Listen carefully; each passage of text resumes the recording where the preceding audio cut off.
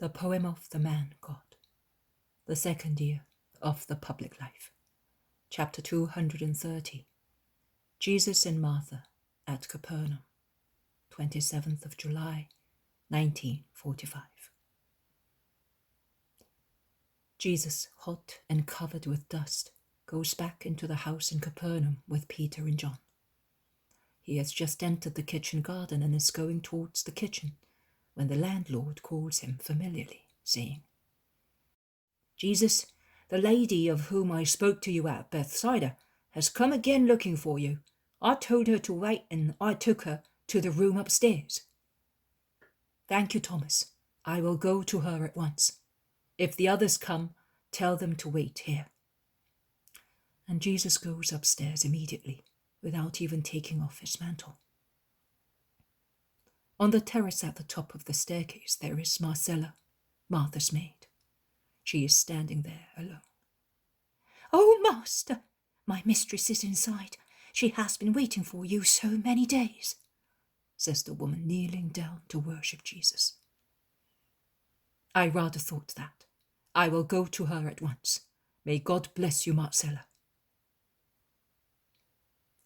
Jesus lifts the curtain protecting the room from excessively bright sunshine, for although the sun is now setting, it is still very warm, and the white houses in Capernaum seem to be ablaze in the red glare of a huge brazier.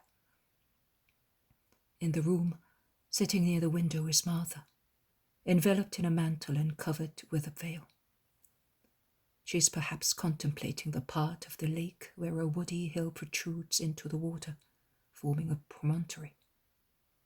Perhaps she is only contemplating her own thoughts. She is certainly absorbed in thought, and in fact she does not hear the light shuffling of the feet of Jesus, who is walking towards her. And she starts when he calls her. "Oh, Master!"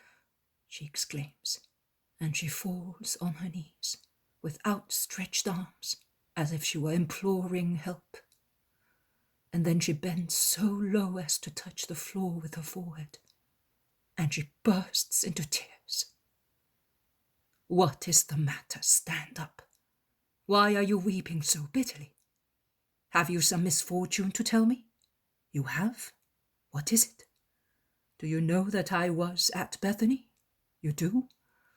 And I was told that there was good news. But now you are weeping. What happened?" And he compels her to stand up and makes her sit on a bench against the wall, while he sits in front of her. "Now take off your veil and mantle as I am doing. You must be suffocating under them. And I want to see the face of my dear Martha, who is so upset, so that I may disperse all the clouds perturbing it." Martha obeys, still weeping, and her flourished face and swollen eyes can now be seen. "Well, I will help you. Mary sent for you. She wept very much. She wanted to know many things about me, and you thought that that was a good sign. So much so that you wanted me to come to complete the miracle. And I have come. And now?" Nothing, Master. I was mistaken. Too keen a desire makes one see what does not exist. I made you come for nothing. Mary is worse than before. No, what am I saying? I am calumniating her. I am telling lies. She's not worse, because she does not want any more men around her. She's different, but still so bad. She seems to be mad. I no longer stand her. At least before I understood her. But now, who can understand her? and Martha weeps desolately. Now calm down and tell me what she does. Why is she bad? So, she does not want any more men around her. So I supposed that she leads a retired life at home. Is that so? It is? Good. That is very good. The fact that she wanted you to stay with her, as if she wanted to be defended against temptations, that is what you wrote. And the fact that she wanted to avoid temptations by shunning guilty acquaintances, or what might lead to such relationship, are signs of goodwill. Do you think so, Master? Do you really think that? Of course I do. So why do you think that she is bad? Tell me what she does. Well, Martha, who is somewhat encouraged by Jesus' certainty, speaks more calmly. Well, since I came here, Mary has never left the house or the garden, not even to go out on the lake in a boat. And her nurse told me that even before I came, she hardly ever went out. Apparently, this change began at Passover. But before my arrival, some people used to come and see her, and did not always refuse to see them. Sometimes she gave instructions not to let anybody pass, and it appeared to be a standing order. But then she would go as far as striking the servants, motivated by unjust anger, if upon hearing the voices of visitors, she went to the hall and found out that they had already been sent away. However, she has not done that again since I came. The first night she said to me, and that is why I was so hopeful, "Hold me back if necessary, tie me, but don't let me go out. Don't let me see anybody but you and my nurse, because I am not well and I want to recover. But those who come to me or want me to go to them are like feverish marshes, and they make me grow worse. But their appearance is so handsome, so flowery and joyful. Their fruit is so pleasant-looking that I cannot resist them, because I am a poor wretch. Your sister is weak, Martha, and some people take advantage of her weakness to make her do foul things, to which a part of me does not agree. The only part which is still left to me of my poor mother." And she wept. And I did that. I did it kindly, when she was reasonable, but I acted firmly when she looked like a wild beast in a cage. She never rebelled against me. On the contrary, when the worst moments of temptation are over, she comes and weeps at my feet, resting her head on my lap. And she says, forgive me. And I ask her, "For what, sister? You have not grieved me." She replies, "Because a little while ago, or yesterday evening, when you said to me, 'You are not going out from here,' I hated and cursed you in my heart, and I wished you would die." Is she not to be pitied, my lord? Is she perhaps mad? Has her vices made her mad? I think that one of her lovers has given her a philtre to make her a slave of his lust, and that its poison has gone to her brains. No, it is not a question of philters or madness. It is something quite different. But go on. So, she is respectful and obedient to me, and she has not ill-treated the servants anymore. But after the first evening, she has not asked anything else about you. And if I mention you, she changes the subject.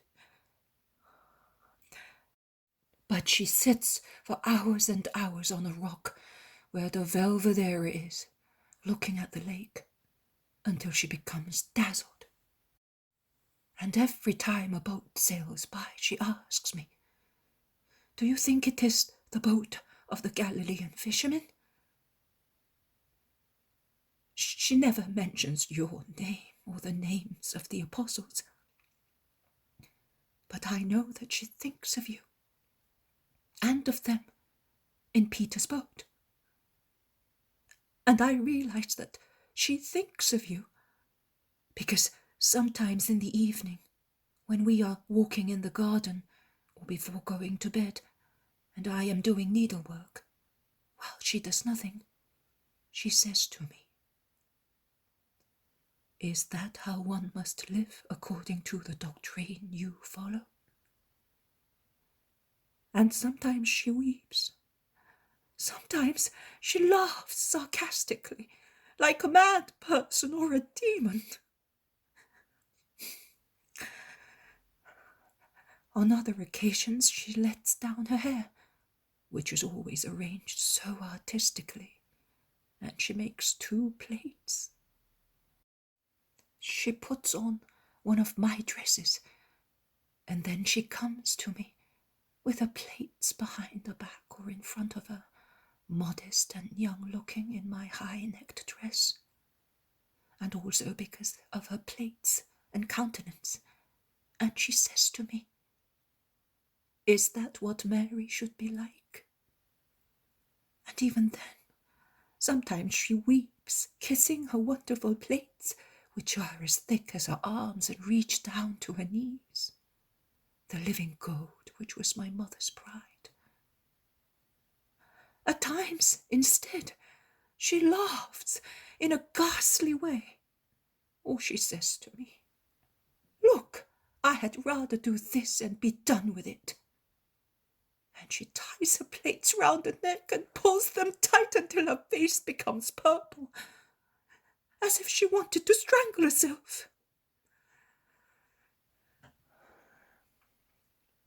At times she pities or ill-treats herself, and that obviously happens when she feels the temptations of her flesh more fiercely. I have caught her striking her breast and scratching her face savagely, or banging her head against a wall, and when I ask her, "Why are you doing that?" she would look at me with a wild, deranged expression, saying, "To tear myself, my bowels, my head to pieces.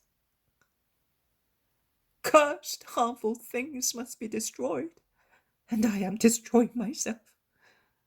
And if I speak to her of God's mercy, of you, because I still speak to her of you, as if she were the most faithful of your women disciples, and I swear to you that at times I am horrified at mentioning your name in her presence, she replies, "There can be no mercy for me. I have gone beyond the limit." She is then seized by a fit of despair and shouts, beating herself till she draws blood. Why have I this monster that tears me to pieces? And it gives me no peace, and it leads me to evil deeds by means of sweet singing voices, to which it then adds the cursing voices of my father and mother, of you and Lazarus, because you and Lazarus curse me too, and Israel curses me, and it makes me hear them to drive me mad. When she says that, I reply to her, why are you worried about Israel, which is only a people, and you do not think of God? But since you trampled on everything without considering what you were doing, endeavor now to overcome everything, and do not worry about worldly things, but care only for God, your father and mother. If you change your life, they will not curse you, but will stretch their arms out to you.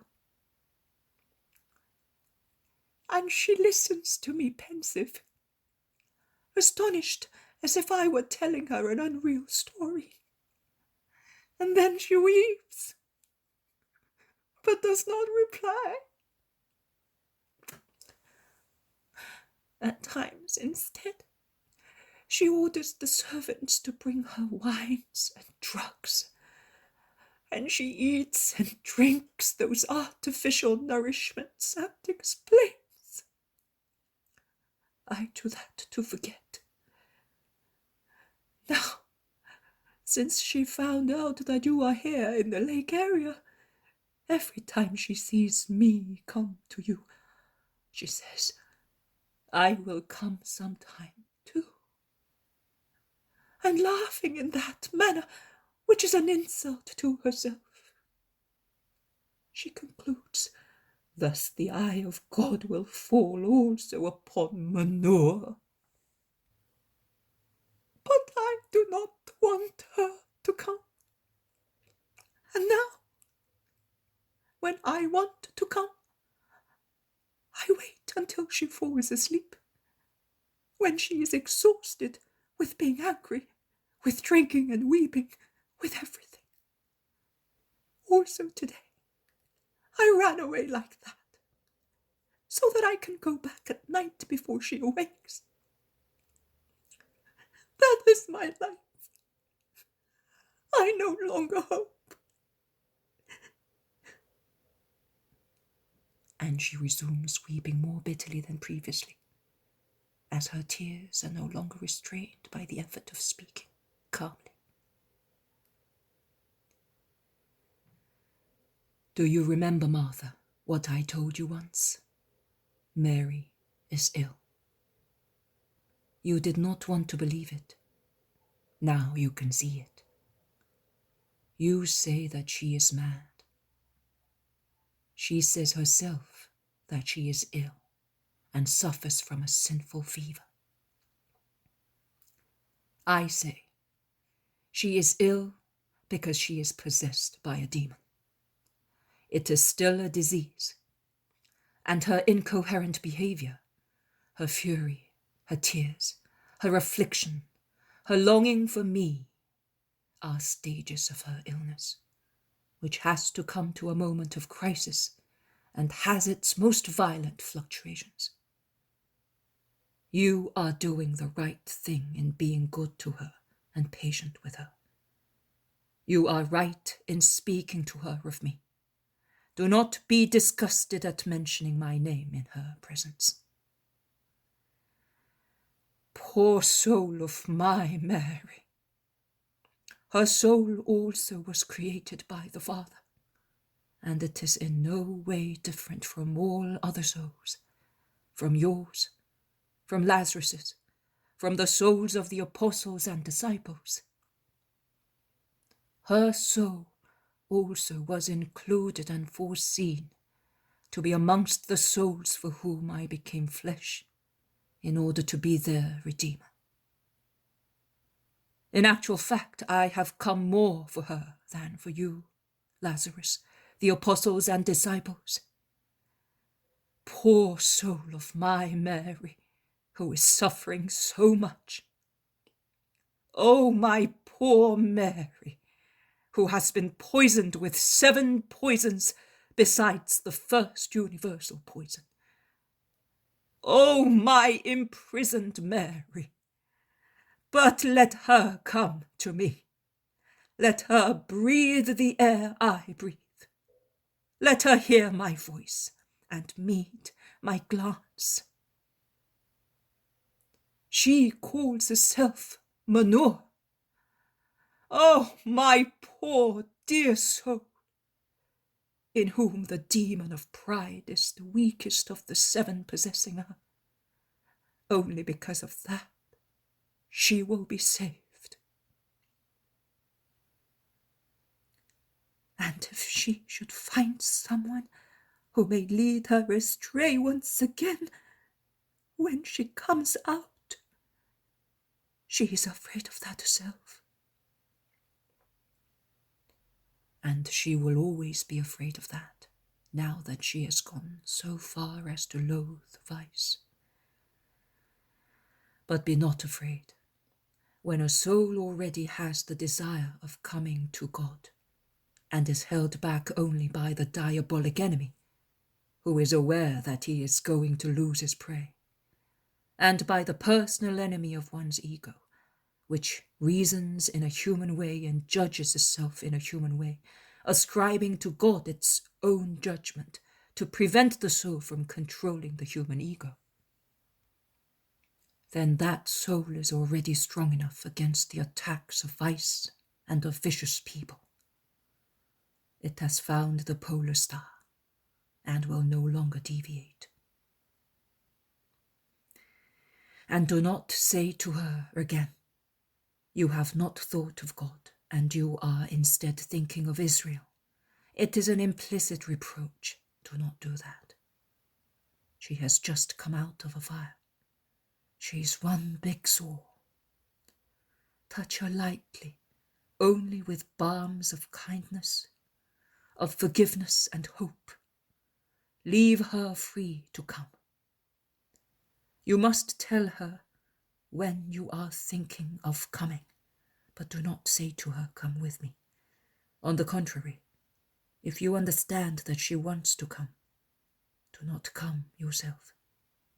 Go back and wait for her at home. She will come back to you broken by mercy.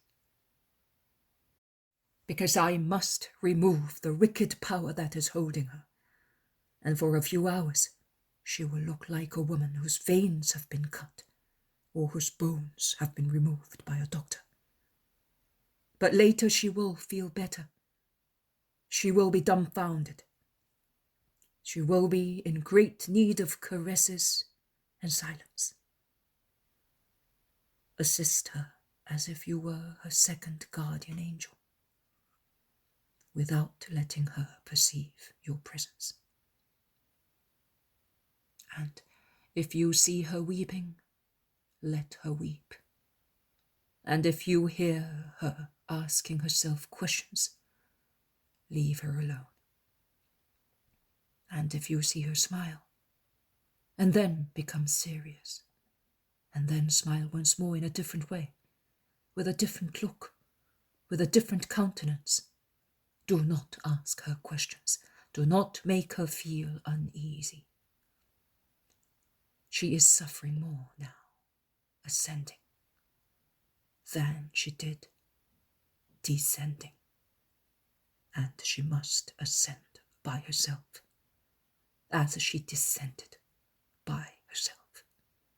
She could not bear you to look at her when she was descending, because your eyes were full of reproach. And she cannot bear you to look at her now, that her sense of shame has been aroused at last. Then she was strong, because Satan, her master, was with her, and a wicked strength supported her, and she could challenge the world, and yet she could not bear to be seen by you in her sin. Now Satan is no longer her master. He is still a guest in her, but Mary's will is holding him by the throat. And she does not have me yet. That is why she is too weak. She cannot even bear your caressing sisterly eyes, watching her confession to her Saviour. All her energy is employed and consumed in holding the septuple demon by the throat. For all the rest, she is defenseless and unclothed, but I will reclothe her and fortify her. Go in peace, Martha, and tomorrow tell her tactfully that I shall be speaking near the torrent of the fountain here in Capernaum after Vesper. Go in peace, I bless you. Martha is still perplexed. Do not become incredulous, Martha, says Jesus, who is watching her. No, my Lord, but I was thinking. Oh, give me something that I may give Mary, to give her a little strength. She is suffering so much, and I am so afraid that she may not be able to triumph over the demon. You are a little girl. Mary has me and you. Can she possibly not succeed? However, take this.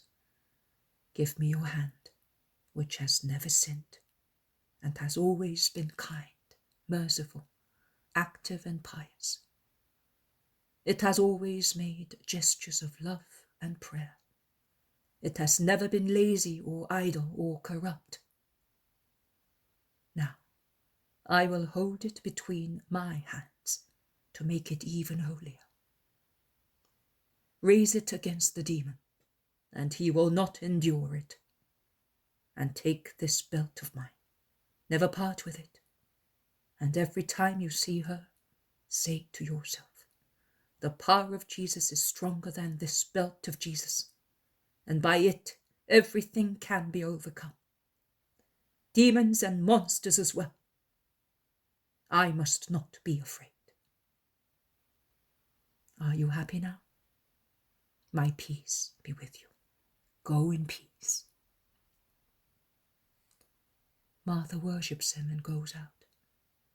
Jesus smiles when he sees her climb onto the wagon, which Marcella has called to the gate, and depart towards Magdala.